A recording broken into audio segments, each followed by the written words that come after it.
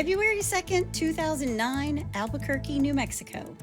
Christine Ross is walking her dog, Ruka, in a housing development halted from construction in the West Mesa area when Ruka discovers a bone. What followed would become the center of one of the most perplexing and tragic murder cases in recent history, as this single bone led to the uncovering of a mass grave containing the skeletal remains of 11 women, most of whom were involved in sex work and struggling with addiction. For 15 years, police have searched for the killer, but have yet to name one. Meanwhile, one woman who started a list of the missing women before bodies were even found hasn't stopped her tireless pursuit of justice for the women she calls her girls. This is the haunting story of the lost girls of the West Mesa. Hey y'all, I'm Chris Calvert. And I'm her husband, Rob Potter. Welcome to Hitched to Homicide. For better or worse. Till death do us part.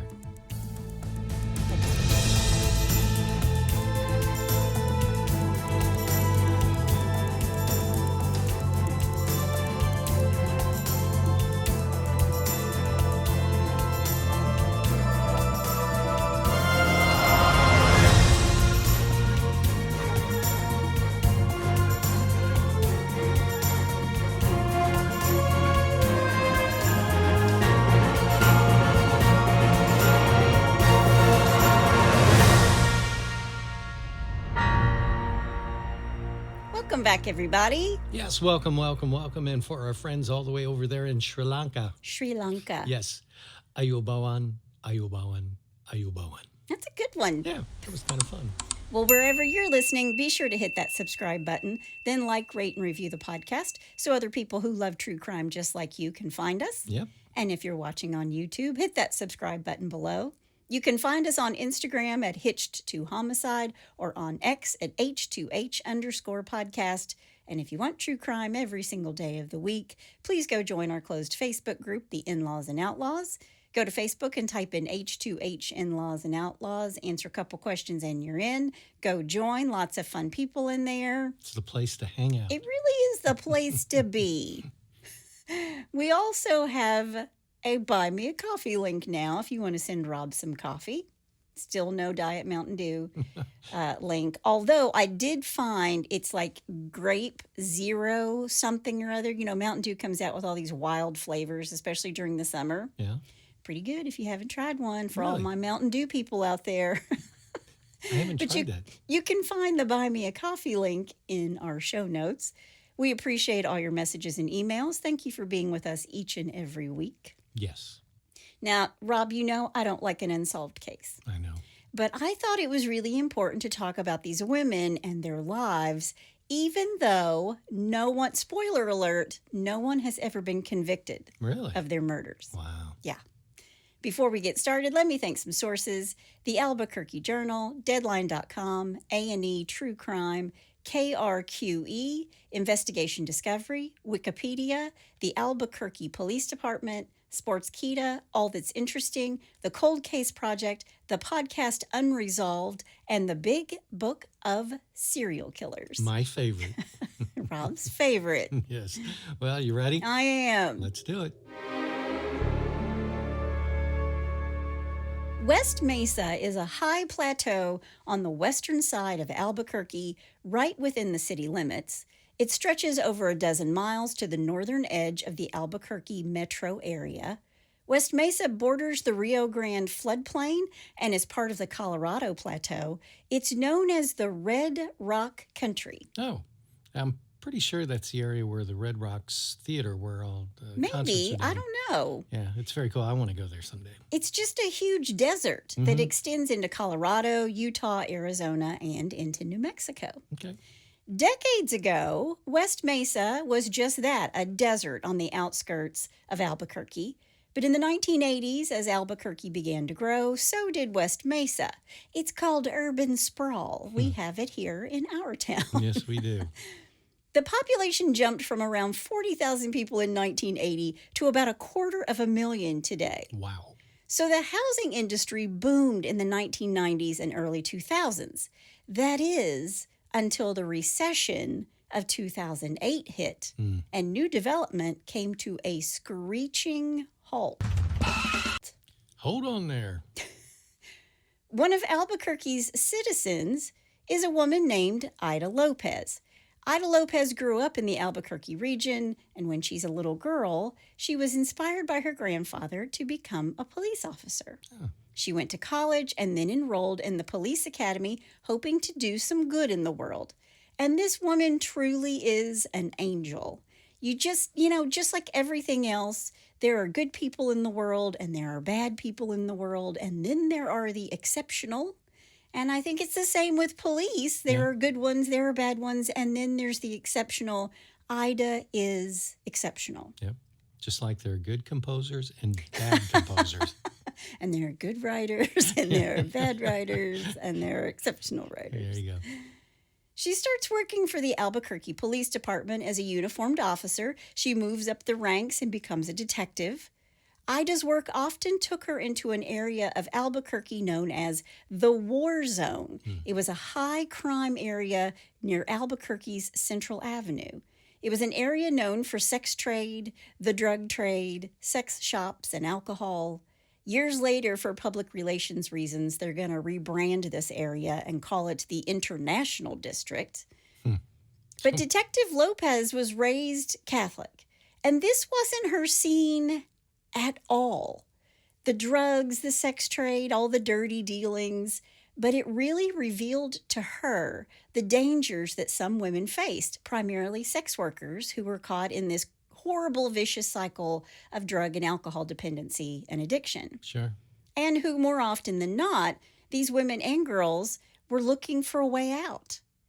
Now, Detective Lopez didn't judge these women, but she started calling them, quote, her girls, end quote. And she was very protective over them. She would go into this war zone and check on them.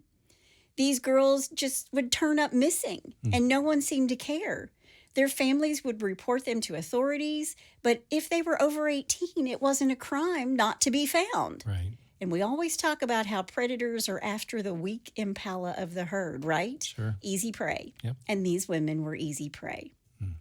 In the mid-2000s, and following a medical leave of absence, Detective Lopez came back to the Albuquerque Police Department and was assigned a part-time job focusing on the area's missing people, the missing girls. And there were a lot of them, like Victoria Chavez.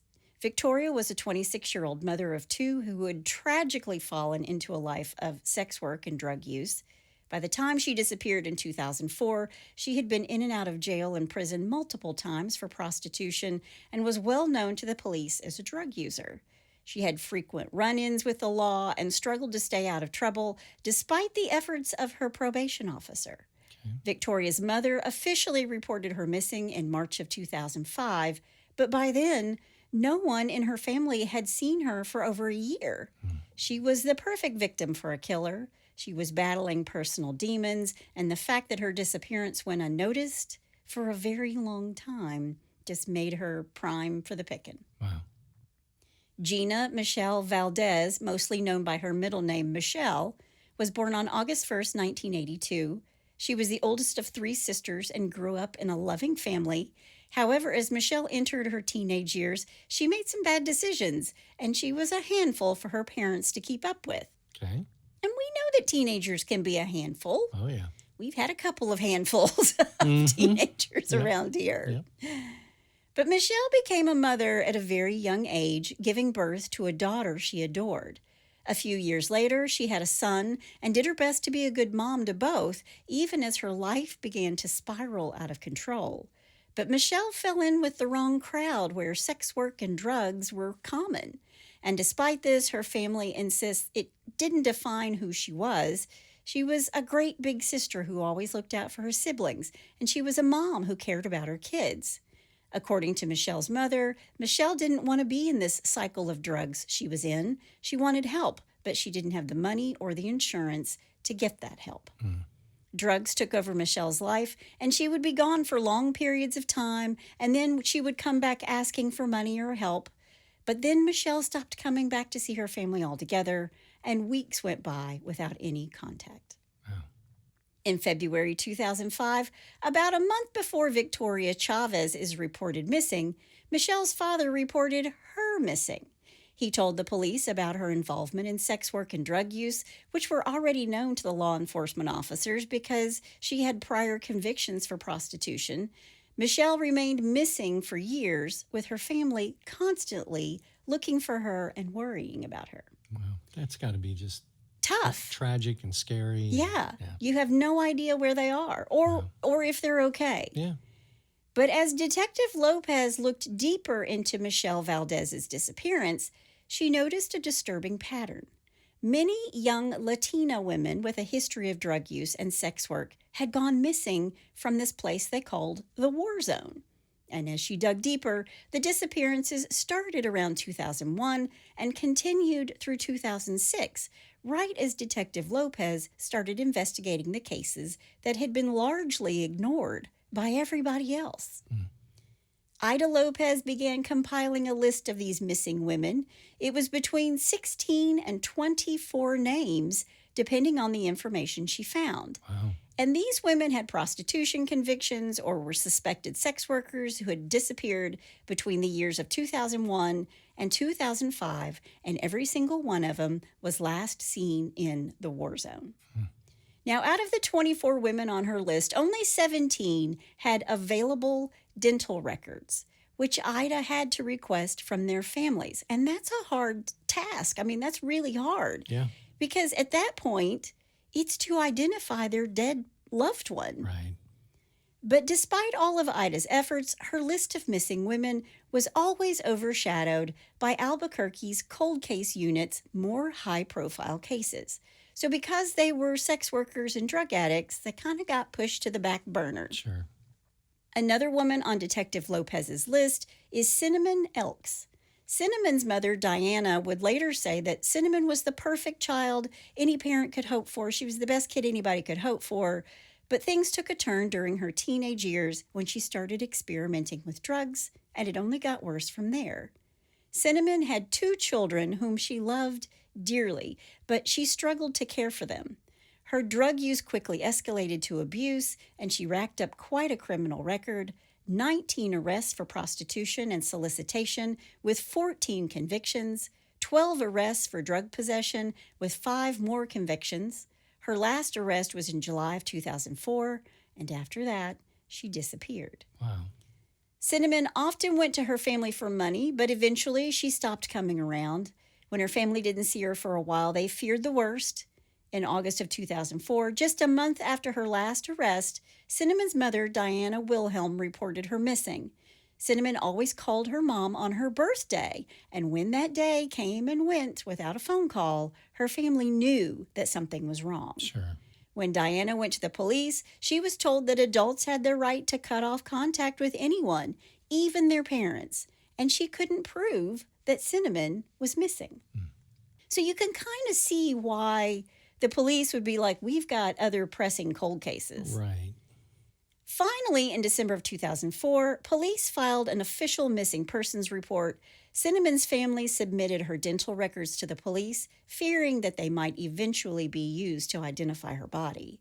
So, officially reported missing in December of 2004, but her family had unsuccessfully attempted to report her missing as far back as August of 2004.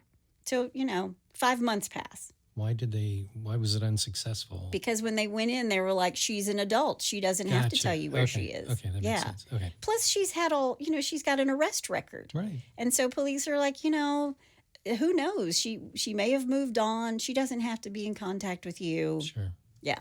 Yep. Another one of Detective Lopez's girls is Julian Cindy Naito. She goes by Julie. Julie was born in Albuquerque to a single mom named Eleanor. She had one sister, Valerie, with whom she was incredibly close. Julie was tiny. She was very petite. And even as she got older, she was still so little that her mom had to alter her clothes to fit her. Really? Yeah, Wow. she's just little. Wow. In her teenage years, Julie gave birth to a son whom she adored. She didn't touch drugs until she was 19, but using turned into dependency fast when she started trying drugs. And just like the others, Julie Naito was last seen by her family in August of 2004 and was reported missing shortly after. and due to her issues with drugs and prostitution, which resulted in 4 convictions. Not much effort was made to find her at the time. Julie's disappearance left a huge void in her family's lives. Roughly 2 years after she goes missing, her sister Valerie died of a drug overdose in an Albuquerque motel, a death that family members believed was directly tied to Julie's disappearance. Wow. Her mother became the guardian for her son. She also became the guardian for her sister's son. She believed Julie's disappearance led directly to Valerie's overdose. Julie Naito was reported missing in August of 2004. Now, these victims were all between the ages of 22 and 32 at the time of their disappearance, and all went missing sometime between 2004 and 2005. And due to their lifestyle, nobody's looking for them because they're adults, not a crime to disappear. Yeah. But Detective Lopez is looking for them. She's driving out to the streets in this war zone and asking around about her girls. When was the last time you saw her? Who have you seen her hanging out with? You know, it's pretty amazing that someone like that would take that much interest in the forgotten society. Yeah. She's going into this hellhole all the time looking for these girls. Truly an angel. Another one of Detective Lopez's girls is Veronica Romero. Veronica was born on June 19th, 1976. She's an only child but has a large extended family, as well as a close-knit group of friends who called themselves her soul brothers and sisters. Veronica would eventually have 5 children of her own, but she left them to be raised by others. Veronica had a history of drug use and sex work. She was last seen in February of 2004 near the street corners of Wyoming Boulevard and Central Avenue, right in the middle of the war zone. Witnesses saw Veronica get into a white pickup truck. She was never seen again. Family members would report Veronica missing around Valentine's Day just a couple weeks later in 2004. And after filing the report, Veronica's friends and family would go into the war zone themselves, just like Detective Lopez is doing, to look for her. Wow. And they even distributed missing persons flyers all throughout that area, just in the hope that somebody somewhere might have seen her. Somebody might know something. Anything. Yeah. Now, a girl not on Detective Lopez's list is Monica Candelaria. Monica was born on June 20th, 1981 in Albuquerque to parents Gabriel and Isabel. She has one sibling, a brother, but had a large extended family that provided her with lots of love through her roughly 21 years. When Monica is really young, she had a baby boy she named Michael. She adored this child.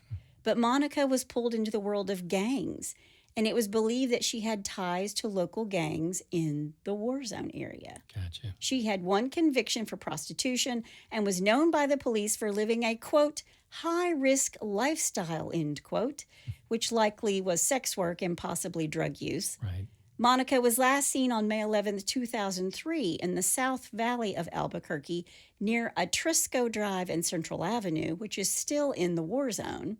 She's reported missing 2 weeks later. Okay. And her case was actually handled by investigators from the Bernalillo County Sheriff's Department. All right. They were active on her case for about 6 months. They gathered all this information from rumors from Monica's loved ones. One notable rumor came from Monica's mother, Isabel, who told police that a man named Isaac in her neighborhood was spreading stories about Monica being killed and buried in West Mesa. Really? That's called foreshadow. Uh-oh. And yep, I'm still going to do foreshadowing. Another on Ida Lopez's list, Doreen Marquez was born on August 31st, 1976, to her parents David and Dorothy. She was one of 5 children. She grew up in Albuquerque with 3 sisters and a brother. Doreen attended West Mesa High School. Doreen had 2 daughters at a young age, Destiny and Mercedes. Unlike the other girls on Ida Lopez's list, Doreen didn't have any significant issues growing up. Throughout her teenage years, she was a stable kid, she was a responsible kid, and she became a responsible parent for her own children. She lived in a nice home in an affluent area. She drove a nice car. She provided a great life for her daughters. Doreen was bubbly. She liked to dress well. She liked to have nice clothes. She liked to get her hair and her nails done. But it wasn't until Doreen was well into adulthood that she started experiencing problems. And this happens when her boyfriend was sent to jail. They broke up, and Doreen struggled with being a broken-hearted single parent, and she turned to drugs, specifically heroin, to cope. Man. That's like going from the frying pan into the fire. Yeah. Gee whiz. According to her friends, it was only in the last year of Doreen's life that she was doing drugs. Doreen was never charged or was convicted of prostitution. She was jailed for drug possession, and police suspected she had some involvement in the sex trade. But while she's in jail for the drug charge, Doreen had some dental work done. It's unclear exactly when Doreen went missing.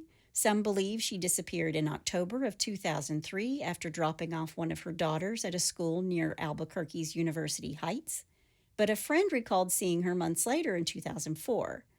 By then, Doreen was deep into addiction and often disappeared for months at a time, only to reappear unexpectedly. It's sad. She frequently left her daughters with her father or other loved ones. Doreen was not reported missing until December of 2004. She was 28 years old. Then on February 2nd, 2009, a woman walking her dog would change everything about Detective Lopez's search for her girls. Christine Ross loved taking walks with her husband and their dog, Ruka, in the West Mesa area. We do this every day with Scotty, and yesterday he found a bologna and cheese sandwich when he and I were out on a walk.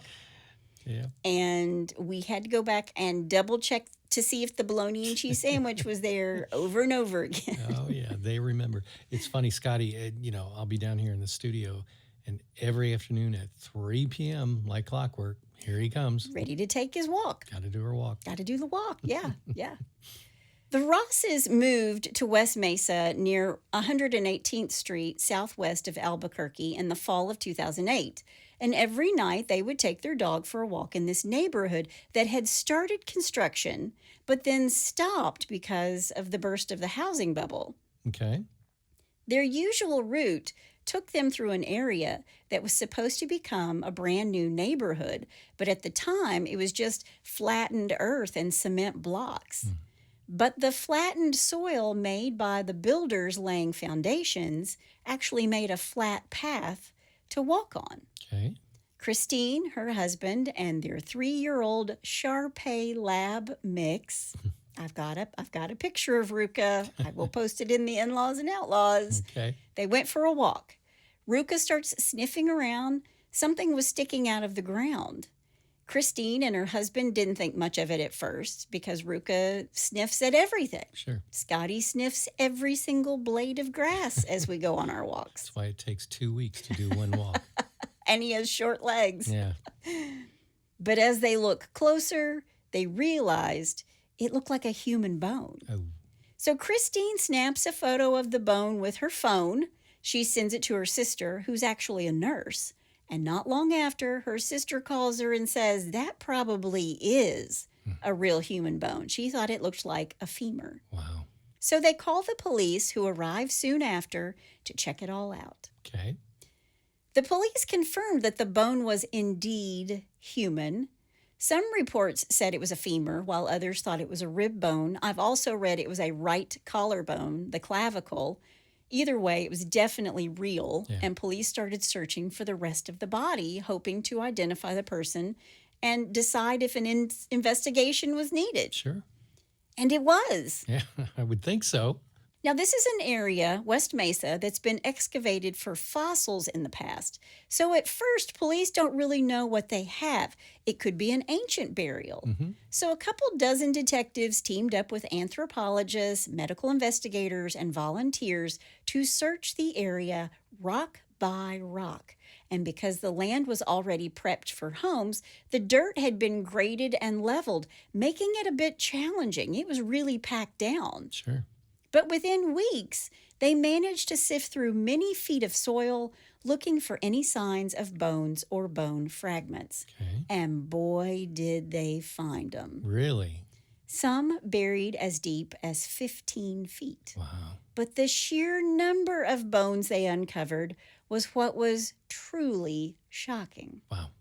Some of the bones were still partially intact. but others had been scattered by the construction work for the failed housing developments. So heavy equipment that was used to dig and level the dirt had moved some of the bones around. And scavenging animals likely contributed to this big mess. Sure. The result was this huge maze of bones that would take medical experts months to piece together, trying to find any complete skeletons. I'm sure. Yeah, and the homicide detectives are looking at all these bones and they're thinking this seems to be the work of a single killer who had used this isolated area as a dumping ground for his victims. Right. However, the public won't know this yet. In fact, it would be more than a week before the police officially announced that there were human remains that they found buried in this area. Why'd they wait so long? I don't know. I do not know. Maybe they just didn't want to cause mass hysteria. Right. I don't know. Right. But they do, when they do finally talk to the public, they tell them that the human remains had been buried relatively recently. Okay. The first body they find on February 2nd, 2009, is Victoria Ann Chavez. She's buried just 18 inches below the surface without any clothing or personal items. Her remains were identified only because her family had provided dental records to the police when they reported her missing in 2005. Okay. It's believed that Victoria was killed and buried sometime in 2004, but the exact timing is impossible to determine due to the decomposition of her remains. Right. The cause of her death also remains a mystery for the same reasons. Mm-hmm. Officials could only estimate that she was killed between 2004 and 2005, and based on the timeline, that was only provided by her loved ones. I mean, they're the ones who said this is when she went missing. Right. And the bones that they have no appearance of trauma. So there's no gunshot wound. There's no blunt force trauma to the head. Yeah. But as they're digging and finding bones, again, they're giving them to a local medical examiner. Right. So this takes months because they're painstakingly sifting through the entire area and they're finding the remains of many different women. They just don't know who they are. Right. On Saturday, February 21st, 2009, police discover the bodies of 2 more women. These are sent to the medical examiner for identification. Then just 2 days later, on February 23rd, they found another body, a young woman who was pregnant when she died. Inside her remains, they find a decomposed fetus. Oh, that's Tests sad. later confirmed that the child had been conceived about 4 months before she was murdered. And they don't even know if she knew if she was pregnant or not. Wow. But police are hoping that the fact she's pregnant might be a potential clue in identifying her. And within days, that hope turned into reality when police confirmed her identity, revealing she was another missing person on Detective Lopez's list of girls. Okay. It's Michelle Valdez. Wow. Michelle is the 8th body found in West Mesa, discovered with the remains of her unborn child. And Detective Ida Lopez knows the issues that were troubling Michelle's life because she knew her. She was one of her girls. Mm-hmm. She had relationship problems, legal problems, which involved prison stints for both sex work and drug possession. And Detective Lopez knows that Michelle was not a bad person. She had just fallen on hard times and deserved a second chance. Right. But it's a second chance she's never going to get. It's unclear exactly when Michelle went missing, but she was believed to have died around the same time as Victoria Chavez between 2004 and 2005. She, too, was identified by her dental records. Okay. Now, as they continue to excavate and sift, they're now able to identify 11 different bodies, 12 if you count the unborn child. Right. But police aren't saying out loud that they have a serial killer on their hands who'd murdered these women and dumped them all in the same 10 by 30 yard piece of earth. Wait, let me understand this. We have 11 bodies, 12 with a fetus, all in the same spot, and we don't think we have a serial killer? Yeah, and they can tell by the decomposition that they've been buried there within 2 years of each other. I thought that was the very definition of A serial killer. Okay, whatever. What police do know is that both Victoria and Michelle were both Latina women in their mid-20s with similar backgrounds of sex work and drug abuse. It's known that these 2 women actually knew each other, but we don't know how well. They're both ID'd by their dental records, and police didn't think they'd be as lucky with some of the other bodies because one had 0 history of dental work and another didn't even have a skull. Oh, wow. On February 25th, 2009, Albuquerque Police Chief Ray Schulz holds a press conference to update the public, saying it was, quote, one of the largest crime scenes in Albuquerque history, end quote. Later, he's going to correct himself and say, yes, this is the largest crime scene ever in Albuquerque. He's also going to tell the public that there's no need to worry about a serial killer because the remains aren't fresh. What? So if it was a serial killer, he was killing and dumping there long ago. I don't know how comforting that is. Yeah. Maybe he just stopped because of the construction. Right. Because of Michelle and Victoria being on Detective Lopez's list, police are thinking, we have all these missing women. 2 of them are in this gravesite, so maybe others that are missing and on this list are also in the gravesite. Right.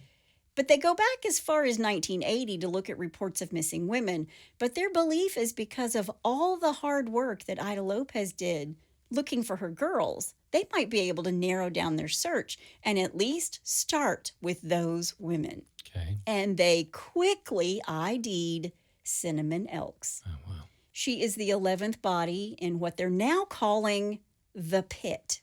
So we have the war zone and we have the pit. Jeez. She's identified as the oldest victim, 32 years old, when she disappeared. They were able to ID Cinnamon by the dental records given to the police when she went missing in 2004. And at the time of her identification, Cinnamon's mother, Diana Wilhelm, told police that her daughter was familiar and possibly friends with the first 2 girls who were identified, Victoria Chavez and Michelle Valdez. However, this was somewhat overshadowed by the news of another identified victim connected to their social circle, Julie Naito. So less than 2 years after burying Julie's sister Valerie, her family now learns that Julie is one of the bodies they found in the pit. Oh, my God. Investigators believed that the 7 other unidentified women found in the pit shared similar traits. All young women, mostly Latina heritage, involved in sex work and drug use, and they were all from the war zone, which, like I said, the authorities are now starting to call, after they found all these bodies, now they start to call it the International District instead of the war zone. That's bad for business. Now that would be bad for business. Jeez. Detectives started combing through old missing person cases from the past decade, and they looked to Ida Lopez's list, which confirmed Ida's hunch that someone was targeting these women, murdering them, burying the victims in the West Mesa, because 4 of the identified women were already on her list. Now, throughout March, the families and loved ones of missing women started talking to the press. And for many, it was the first time they had a platform to talk about their loved ones who'd been ignored by the media and the police for years. Right. Now they finally had a chance to share the stories of these women with a national audience that seemed to care.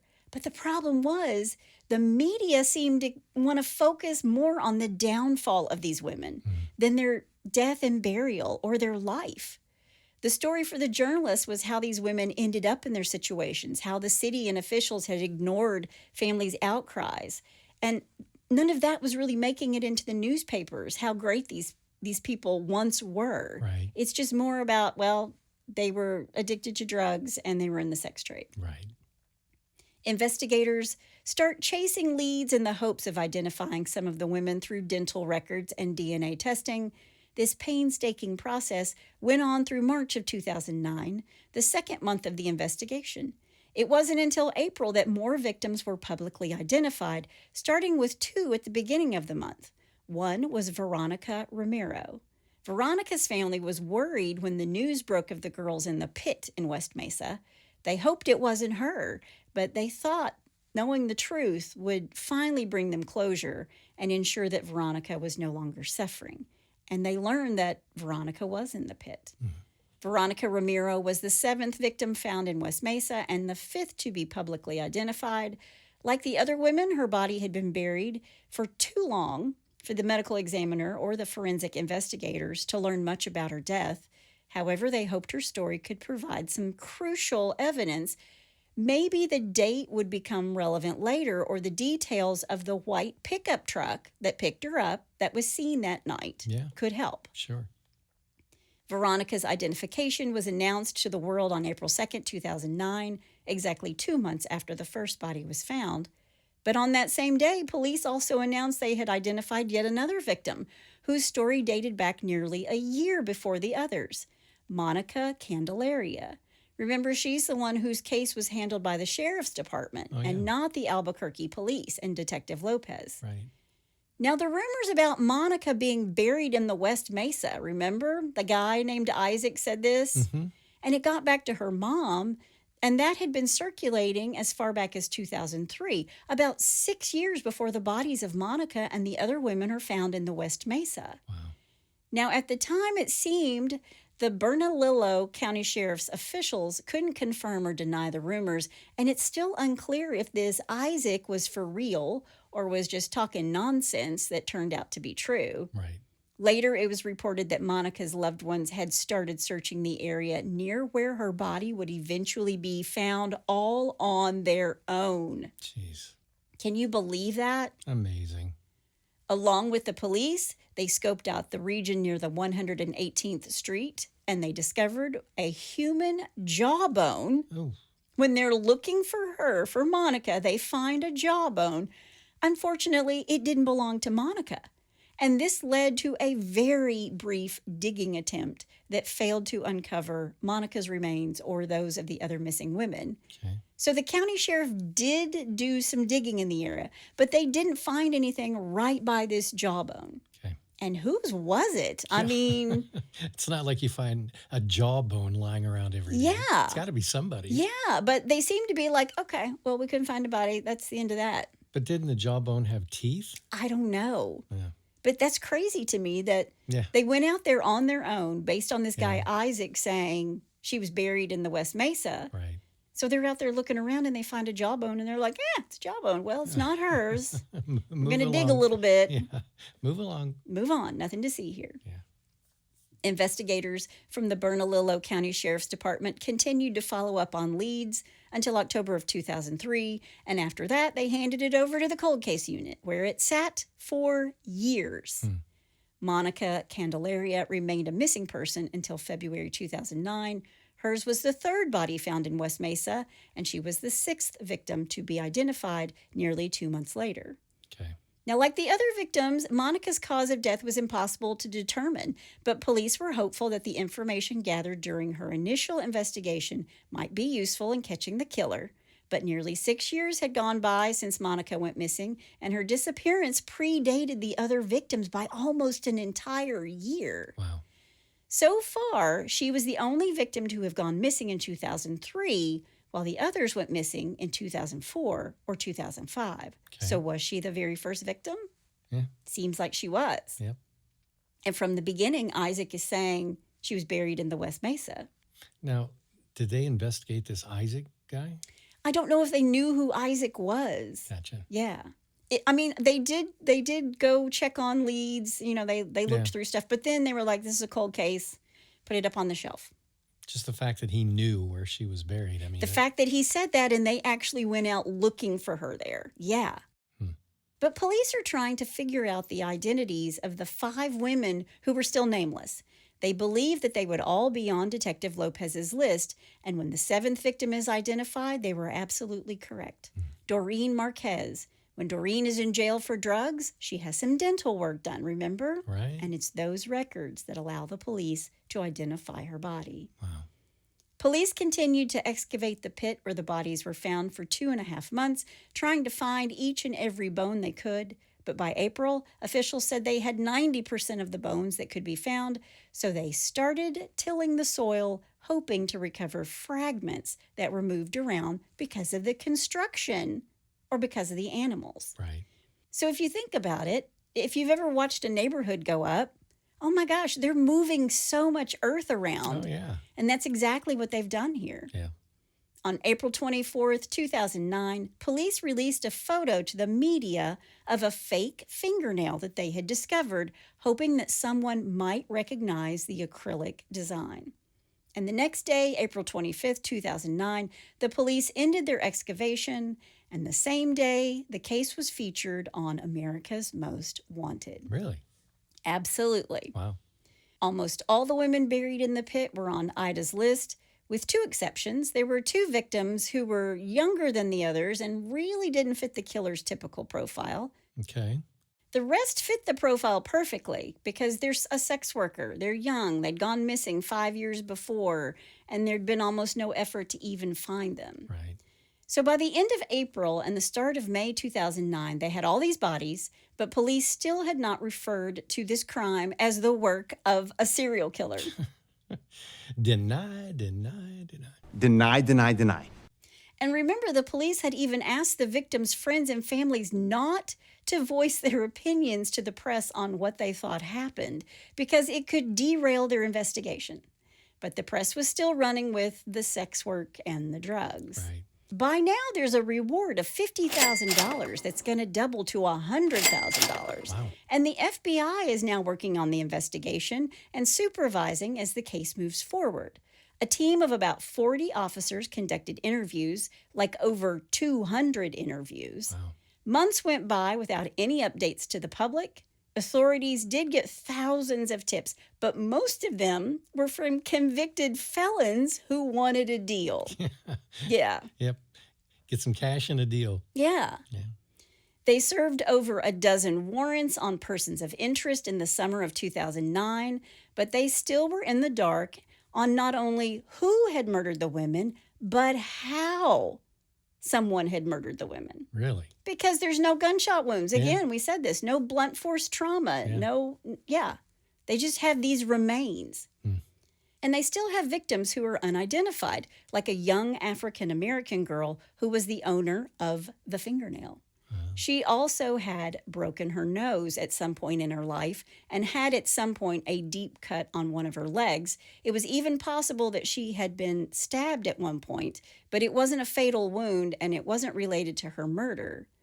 Not until November of 2009 did they discover that her name was Selania Edwards.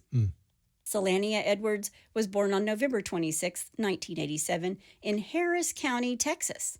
She never knew her father and was separated from her mother at the age of 5 after her mom was incarcerated. Oh, my gosh. So Selania and her 7 brothers and sisters went into foster care where they were split up. Wow.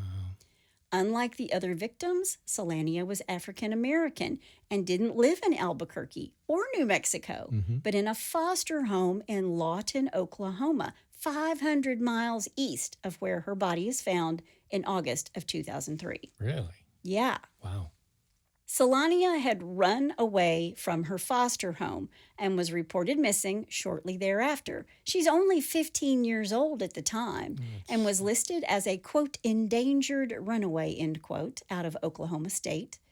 For the next 6 years, no one knew where she was, with the exception of someone saying they saw her staying at a motel known for sex workers in Aurora, Colorado. Okay. So police think Selania got involved in sex work and might have even been traveling along Interstate 40 as a, quote, circuit girl, end quote, which is a term that police use to describe these women who travel for sex work. She might have even been traveling in a group with 3 other women named Lucretia, Ty, and Diamond. Okay. And she likely had gone by 2 separate aliases herself during her travels, Chocolate and Mimi. But that's about all they know about Selania, because she hadn't been on anyone's radar prior to her identification, Right. and police had no idea that she was even in New Mexico, and she didn't fit the killer's profile with being younger than the other women, Right. and she's a different racial group. She's black, and the other girls are Latina or white. Sure. And she wasn't known to have any ties to the other victims, Okay. all of whom had worked in the war zone and had some kind of loose connection or familiarity with each other. Right. So she was not on Detective Ida Lopez's list, and it wasn't until a sketch was made of her skeletal reconstruction that a possible connection was made. Police then requested dental records from Oklahoma State, which confirmed her identity days later. Okay. Selania Edwards was the 8th known victim of the killer. Next is Virginia Cloven. Virginia was born on August 7th, 1981, and grew up in Las Chaves, a small town on the outskirts of Albuquerque.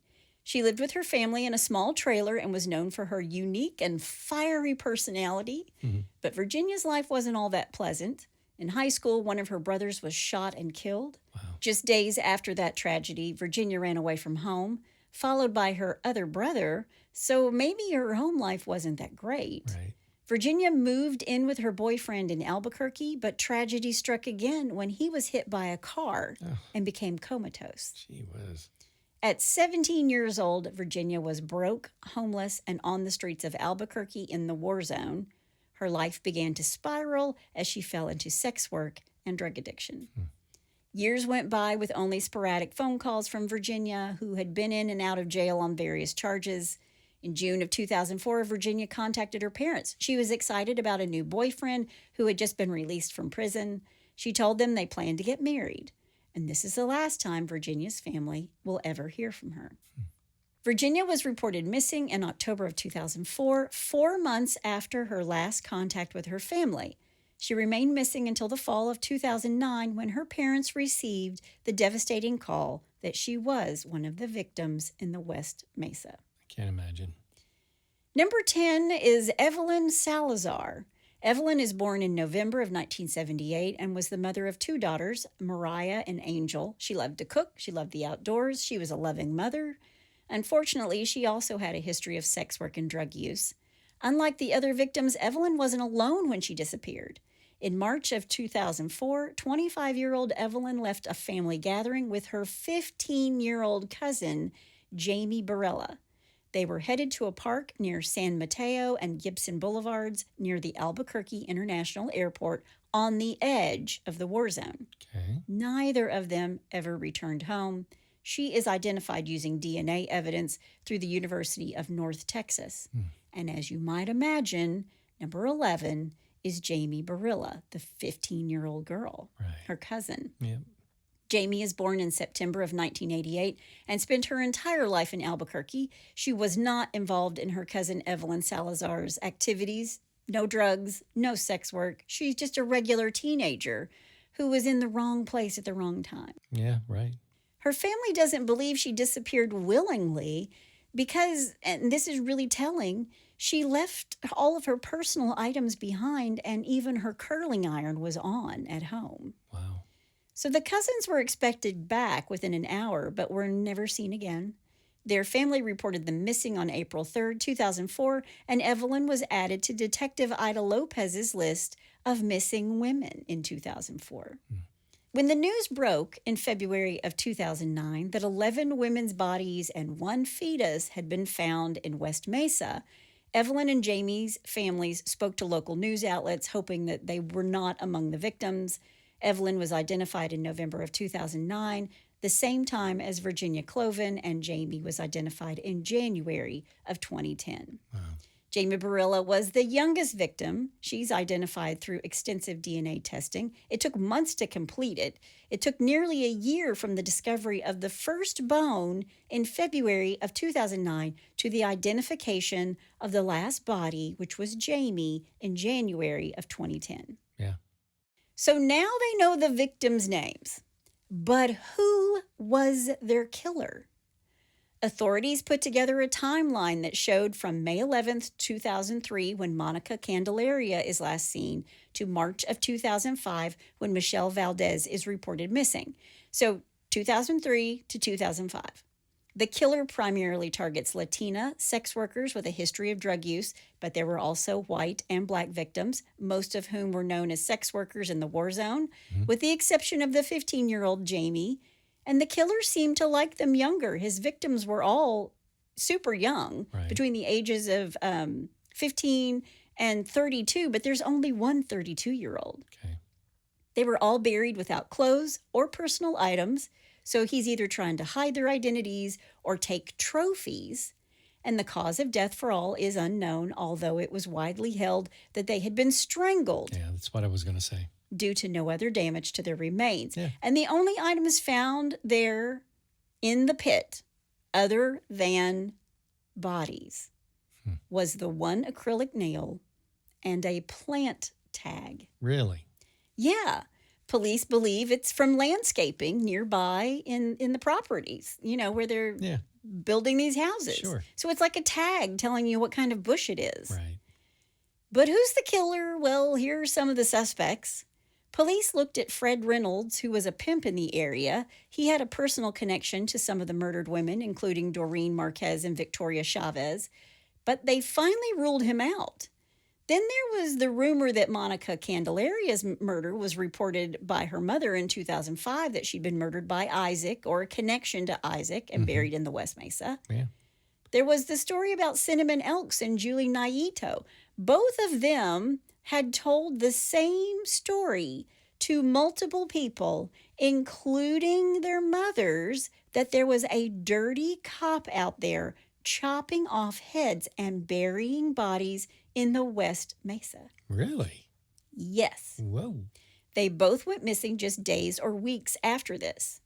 And when the police are asked about this, because I've seen more than one interview, and when the police chief, Schultz, is asked about this, his whole thing is, well, people can dress up and and say that they're a police officer. Anybody can say that they are a police officer, but they don't believe it was a police officer. Right. Okay. Another thing that was hinky, there was a call to Michelle Valdez's family after she went missing, but years before her body is identified, where this caller calls Michelle's sister and says that Michelle had been stabbed 22 times, was dead, and buried in the West Mesa. So these are just some of the hinky things that are going on. Right. But then police got some satellite images of the area where the bodies were found, images taken in the early 2000s. Investigators could see the area was virtually untouched. But by January of 2004, at least one of the West Mesa victims had gone missing, Monica Candelaria. There were tire tracks. By then, these satellite photos showed that there were tire tracks. It was a small personal driving path that could be seen to the location that the bodies were buried, which was just a few hundred feet away from any major road. Okay. And the next time satellite images are recorded is March of 2004. The tire tracks were even more pronounced. And this alluded to the fact that the killer had been back, and perhaps multiple times. Right. And this was all up until the developer started building houses in 2006. You could also see the tire tracks leading from a nearby road to this spot, which pointed investigators in the direction of a major suspect named Lorenzo Montoya. Oh. Yeah. Lorenzo lived out in West Mesa and worked for a local printing company. He lived alone in a trailer not too far from where the bodies are found. 2 years before police find the first bone, they would respond to a crime scene at Lorenzo's trailer. Really? Get this. In December of 2006, a woman named Sharika Hill met 39-year-old Lorenzo Montoya in a chat room online. Sharika was a sex worker in Albuquerque who made most of her appointments this way. She arranged to meet up with Lorenzo at his trailer in the early morning hours of December 17th, 2006. Before she left, she makes sure to call her pimp and her boyfriend, Frederick Williams, who actually drove her to Lorenzo's trailer. Frederick parked down the street and waited for her while she went into Montoya's trailer. Right. When there was no sign of Sharika after an hour, Frederick went to Lorenzo Montoya's front door to see what the heck fire was going on. Right. And this is where the stories start to differ just a little bit, but you got to take Frederick's word for it. Okay. He approaches the trailer and catches Lorenzo with Sharika Hill's body wrapped in a comforter and duct tape thrown over his shoulder as he's attempting to put her into his trunk. Jeez. Sharika is dead. Wow. And according to Frederick, in self-defense, he shoots and kills Lorenzo Montoya. Whoa. Police find that Sharika's been bound by the ankles, knees, and wrists with duct tape and cord. Police dig into Lorenzo's backstory, and the more they learned, the more they suspected he'd been at this for some time. He had numerous prostitution offenses, including soliciting an undercover cop, Wow. rape and strangulation. He's arrested again in 2003 for soliciting a prostitute. He had a domestic violence incident, aggravated battery. An ex-girlfriend said that he beat her more than once and did, quote, gross things, end quote. Other than that, he was a really nice guy. Apparently. Wow. But most damning was the fact that between 1991 and 2006, Lorenzo claimed his car had been stolen or damaged by fire or acid. He had to keep getting new vehicles. Is that because he's had bodies in them? Yeah. And after he's shot dead, they clean out his trailer and they put all of his stuff in storage in case they need it. But there were all of these sex tapes, and one actually made it onto the internet. There's no sex acts, but the camera is pointed toward the ceiling or the wall. You can't see anybody. Right. So it's only audio, but you can hear him after he's had sex with a sex worker. It sounds like he's pulling on a roll of duct tape. We all know what that sounds like. Yep. And preparing a trash bag for some unknown reason. Everybody knows what it sounds like when you open a trash bag. Oh, yeah.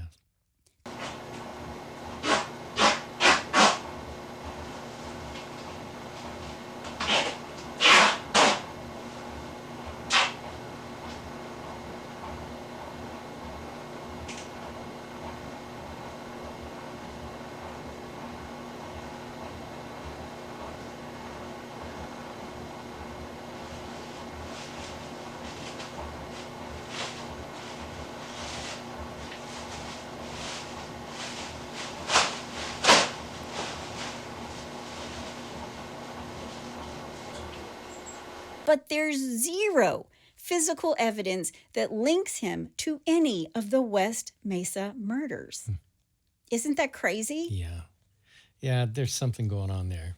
Another suspect, a man named Ron Irwin from Joplin, Missouri. He only visited West Mesa, and the FBI raids his house, I believe, on a tip. They take a bunch of stuff, including photographs of what looks like dead women's faces in some of them. Wow. The photos were bizarre more than anything, because the one picture that they had that they were like, she's dead, she shows up like a week later and is like, no, I'm not dead. He's not dead yet. I'm not quite dead, sir. I'm not dead yet. But there was no evidence to link him to the murders. Right. And he took a polygraph and passed. He's also said that the FBI wrecked his life through their investigation, where they found absolutely nothing but his weird-ass photos. Wow. A landscaper named Joseph Blea came on the police's radar just days after the first bodies were found, because his ex-wife called the police and said that Joseph had dumped garbage in the exact spot where they found the body on a regular basis. Really? She also tells police that he frequented sex workers whom he had a profound hatred for. And remember, one of the items that was not a bone that was found was the ID tag for a specific plant. Yeah. He's a landscaper. Ah. And this tag is 8 feet deep underground. That's where they find it, along with the victim's body. Okay. Yeah. And he's a landscaper. Wow. Police find that he had purchased that exact same plant in the past, and Joseph has a history with law enforcement. Over 100 run-ins with police in his life that dated back to the 1970s. Good Lord. In the 80s, he's arrested for breaking into homes and stealing women's underwear. Huh. There's a coincidence. There's a coincidence. Yeah. Yeah. Then he was arrested for flashing, exposing himself in public to numerous women. And he frequented the war zone for sex workers. But he hated them, Yeah. calling them dirty whores and sluts. Wow. Then he exposes himself again. And when officers catch up with him, what do you think he had in his car? Oh, I have no idea. He had tape in his car. Ah, a little duct tape. Wow. Joe's ex-wives, because there's more than one, have said that he was cruel and violent, and his police records show this, including a 2008 arrest for attacking a family member. Wow. Both ex-wives said he would leave the house at night saying he was working, but that he was seeing a sex worker or worse. He also had a habit of keeping mementos from his sex workers, underwear or jewelry. His daughter actually finds underwear in the shed behind their house. Oh, geez. They start tailing Joe and they watch him cruise the war zone. He's just watching. But when he's arrested for the 2008 attack on a family member, he is forced to submit DNA. And that came back as a positive match for the rape and assault of several teenage girls. Wow.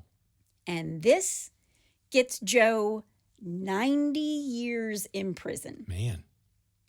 Then Joe is going to tell his cellmate that he knew several of the West Mesa victims. Joseph Blia remains one of the suspects in the West Mesa murders, but he's going to die in prison already.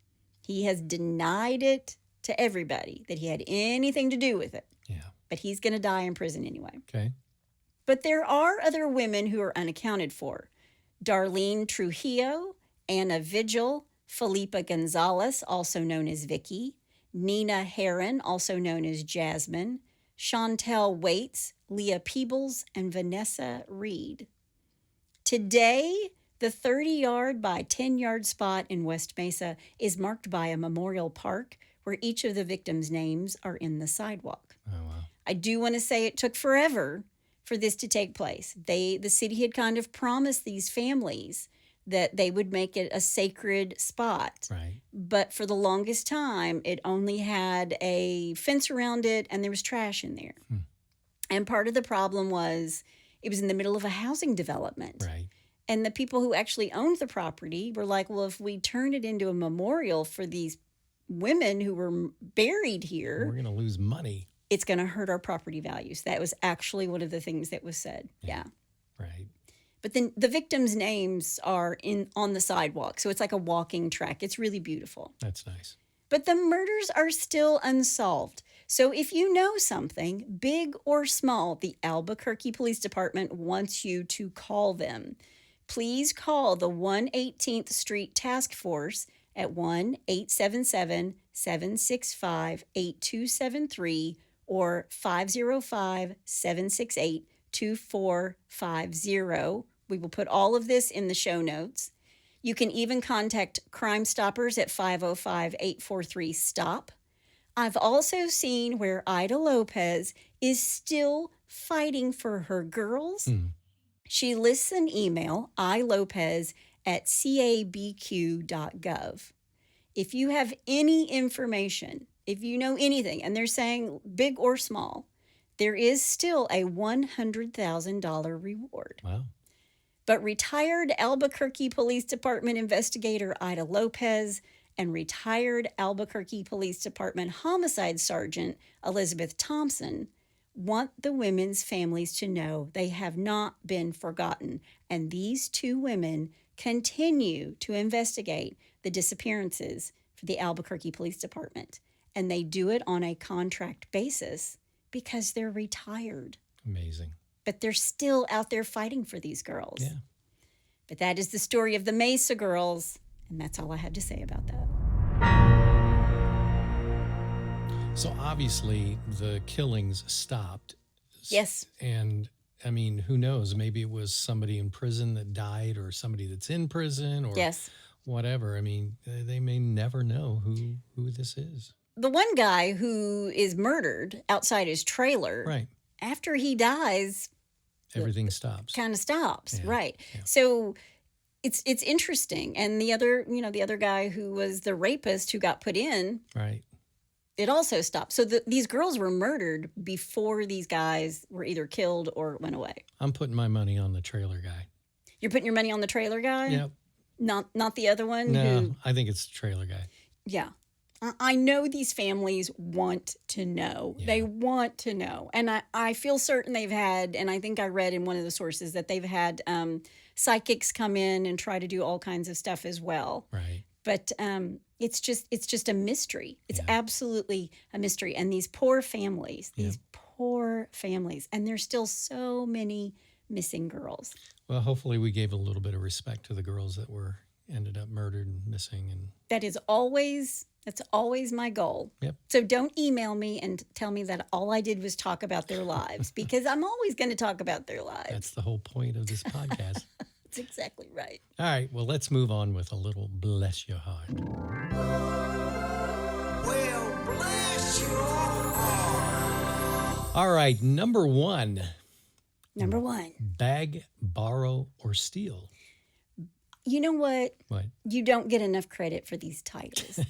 You really don't, because I don't realize how great they are in the moment.